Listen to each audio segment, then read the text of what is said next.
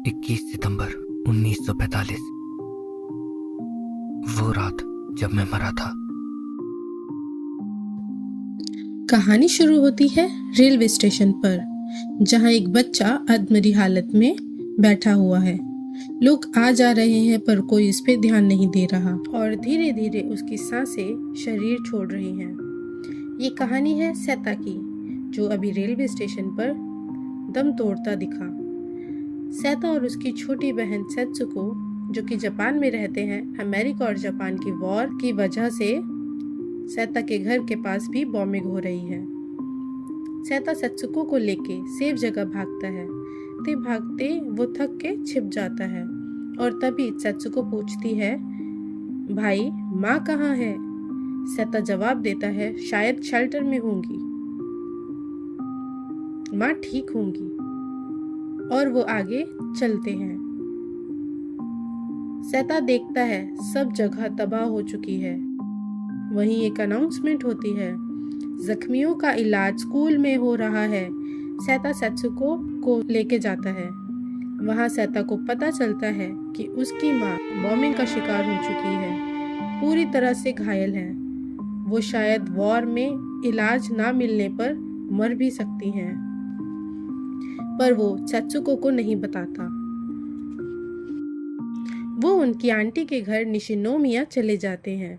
शुरू में सब ठीक होता है, बट जैसे ही आंटी को सैता की माँ का पता चलता है, आंटी उन्हें बोझ समझने लगती है और ताने देती है।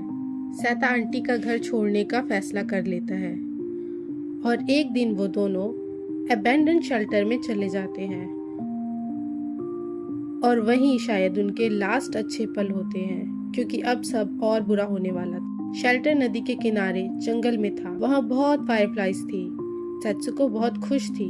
एक दिन सारी फायरफ्लाइज मर जाती हैं और सेत्सुको उनको दफनाती है। हमारी माँ भी कहीं दफन है ना भैया? ये सुन के सैता रोने लगता है। 4 साल की बच्ची, जिससे वो सब छुपा रहा था, वो सब जानती थी। जुगनू उसे सब हमेशा पता था। इतनी जल्दी क्यों मर जाते हैं?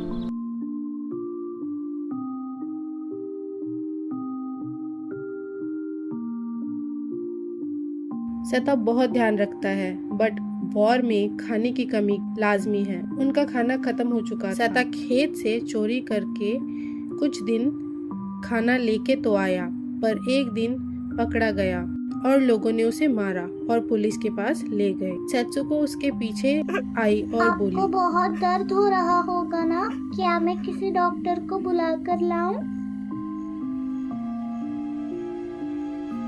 और सैता ये सुन के रोने लगा। सेत्सुको की हालत भूख से बेहाल हो रही थी। वो कमजोर होती जा रही थी। वॉर में सैता के पास कोई ऑप्शन नहीं। जब वॉर का सायरन बजता, वो लोगों के घरों में जाता, खाना चुराता। सेत्सुको की हालत और खराब होती जा रही थी। सैता उसे डॉक्टर के पास ले गया। डॉक्टर ने बोला, उसे अच्छा खाना खिलाओ। तभी सैता को याद आया, बैंक में कुछ पैसे बचे हैं। सैता बैंक गया। वहां उसे पता चलता है कि वॉर खत्म हो रही है। जापान ने सरेंडर कर दिया और सैता के पापा, जो कि आर्मी में थे, वो शायद मारे जा चुके हैं। सैता के पास बस सेत्सुको ही थी। वो जल्दी सामान खरीद के सेत्सुको के पास गया। सेत्सुको मुंह में कैंडी समझ के पत्थर खा रही थी। सैता ने पत्थर फेंका। ये मैंने तुम्हारे लिए बनाए हैं, चलो आप इसे खा। और उसे तरबूज दिया।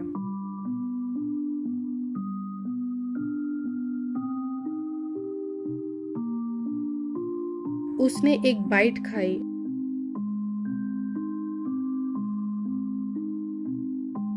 सैता उसके लिए खाना बनाने गया।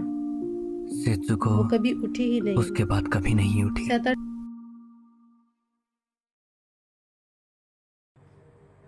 अब वो अकेला था।